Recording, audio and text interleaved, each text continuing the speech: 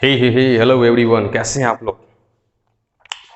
My name is Saurabh Hansanwa and welcome back the new series subject.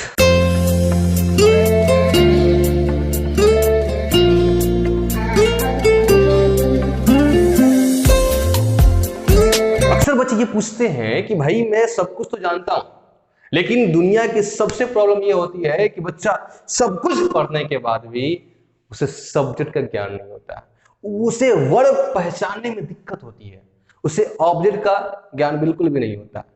कैसे होता है? बड़े बड़े एग्जामिनेशन में पूछा जाता है सब्जेक्ट क्या होते हैं, वर्ब क्या होते हैं, ऑब्जेक्ट क्या होते हैं। एग्जाम्पल दे देता है, आपको छांटने के लिए बोलता है, लेकिन वहां पर हमारी जो विकेट है डाउन हो जाती है। आज उसी को हम पढ़ेंगे। जैसा कि आप देख रहे होंगे,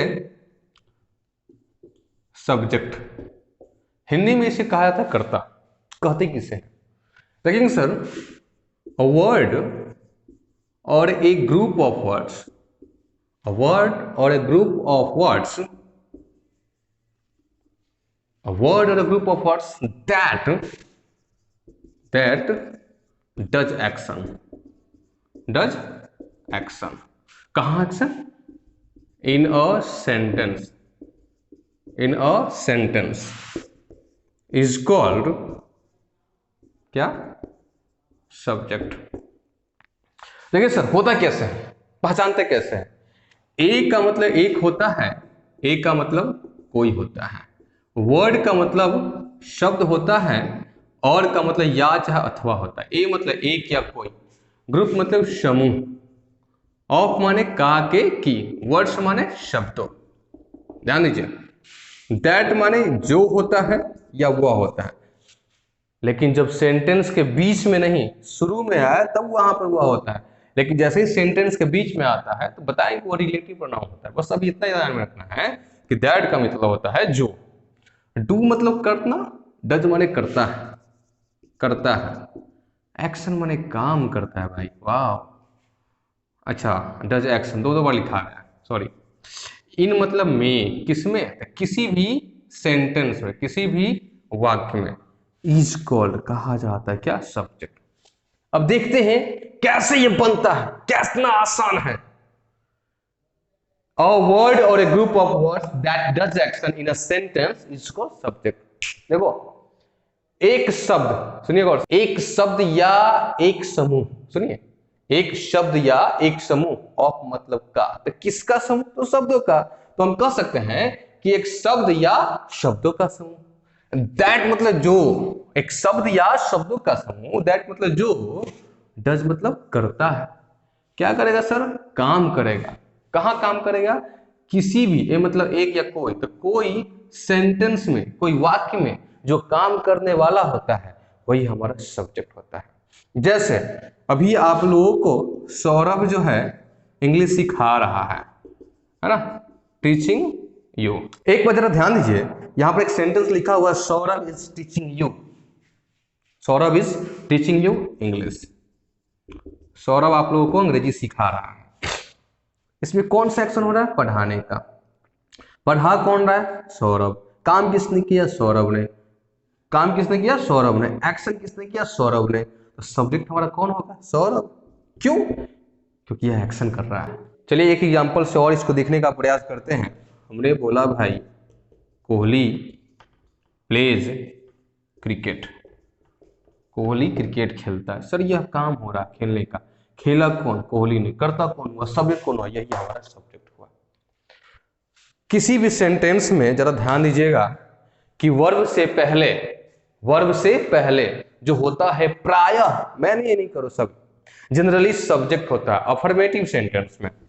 अब थोड़ा सा हम आगे बढ़ेंगे और मैं ये आप लोगों से क्वेश्चन करने का प्रयास करता हूं कि भाई मेरे, किसी भी वाक्य में, किसी भी सेंटेंस में जो एक्शन करता है, जो डूअर होता है, जो काम करता है, वो हमारा सब्जेक्ट होता है। जो काम नहीं करता है, जो एक्शन नहीं करता है, क्या वो सब्जेक्ट नहीं होता है? डेफिनेटली होता है। कैसे होता है देखते हैं। फिर से हमने डिफिनेशन दिया क्या? सब्जेक्ट। ध्यान दीजिए, हमने लिखा अ वर्ड और a group of words about about which we say something, we say something in a sentence, in a sentence is called subject, right? फिर से देखते हैं हमने क्या लिखा, a word or a group of words about which we say something in a sentence is called subject। मतलब क्या, एक शब्द या एक शब्द या एक समूह ऑफ, मतलब का, किसका, तो शब्दों, इसका मतलब हुआ शब्दों का समूह, यहां से यहां का अर्थ हो गया शब्दों का समूह। अबाउट का मतलब होता है के बारे में, अबाउट मतलब के बारे में, विच माने जिसका या जिसे, बहुत सारे अर्थ होते हैं। वी मतलब हम लोग, वी मतलब हम लोग, हम से मतलब कहते हैं, क्या कहते हैं, कुछ भी कह देते हैं, समथिंग मतलब कुछ भी, कुछ भी कहते हैं, कुछ भी कहते हैं। इन अ सेंटेंस, इन मतलब में, ए मतलब एक या कोई भी वाक्य में, सेंटेंस में, TNCE इज कॉल्ड सब्जेक्ट। ध्यान दीजिएगा सब, it's very important for beginners. लिखा हुआ है सर, एक शब्द या एक समूह औपमानिक का शब्दों का, एक शब्द या एक शब्दों का समूह, ठीक है। अबाउट मतलब के बारे में, तो सर किसके बारे में, तो जिसके बारे में, पता है जिसके, तो जिसके बारे में, वी से हम कहते हैं, क्या कहते हैं, समथिंग, कुछ भी कहेंगे। लास्ट वाला क्या था, जो डूअर था, जो एक्शन करता है, दैट डज एक्शन, यहां पर क्या कर रहा है, जिसके बारे में कुछ भी कहते हैं, कहां पर, इन अ सेंटेंस, किसी भी वाक्य में, सब्जेक्ट कहलाता है। दैट मींस, अर्थ संक्षेप में अगर इसे हम कहा जाए, इन नटसेल हम कह सकते हैं किसी भी सेंटेंस में जो काम करता है वो सब्जेक्ट होता है, लेकिन जिसके बारे में भी कुछ कहते हैं वो भी हमारा सब्जेक्ट ही होता है। कैसे होता है देखते हैं। हमने बोला कि लव इज लाइफ, प्रेम जिंदगी। एक बात बताओ, इसमें कोई एक्शन हो रहा है क्या, कोई काम हो रहा है क्या, कोई काम हो रहा है, नहीं हो रहा। इधर मैंने अगर मैं लिख दूं I love you, I love you, यहां पर एक्शन हो रहा है, वर्ब लव, ये सब्जेक्ट है, ये इनडायरेक्ट ऑब्जेक्ट है। एक बात हमेशा ध्यान रखिएगा, किसी भी सेंटेंस में कोई भी वर्ड जब तक उसका प्रयोग नहीं करेंगे तो उसका अर्थ नहीं निकल सकता। यहां देखो ना आप, लव हमारा यहाँ पर नाउन है, यहाँ पर लव हमारा वर्ब हो जाता है। सर वर्ब से पहले हमारा यह है तो सब्जेक्ट ही है। मैंने कहा लव इज लाइफ, प्रेम जिंदगी है, किसके बारे में करे, जिंदगी प्रेम के बारे में। You are honest, you are honest, sir किसके बारे में कह रहे, ईमानदार है, तो आपके बारे में, that's called subject. I am your friend, मैं आपका दोस्त हूं, किसका दोस्त हूं, तो आपका, किसके बारे में कह रहे हैं, मेरे बारे में कह रहे हैं। सर जिसके बारे में बात करें वो हमारा सब्जेक्ट होता है। सर देखा जाए तो इसे भी 3-4 भागों में डिवाइड किया गया है। वो कौन कौन सब्जेक्ट होते हैं देखते हैं।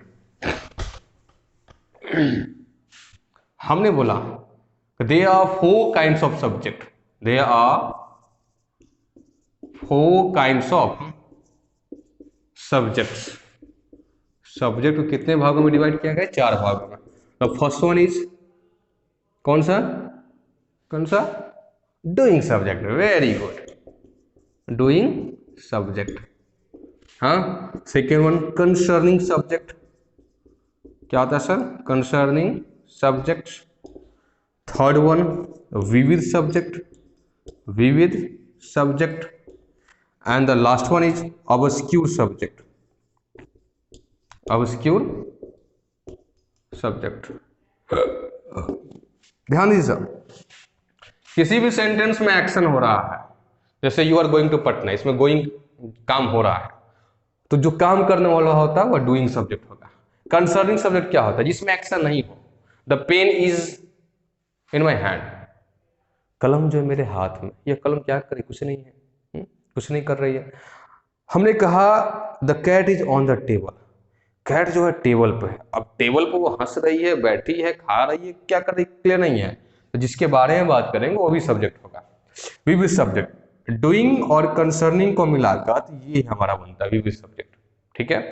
और जो भी सेंटेंस देयर से स्टार्ट होता है वो हमारा ऑब्स्क्यूर सब्जेक्ट कहा जाता है। There is a pen in my pocket, there is water there is water in the river, पानी है, कहाँ है? नदी में है।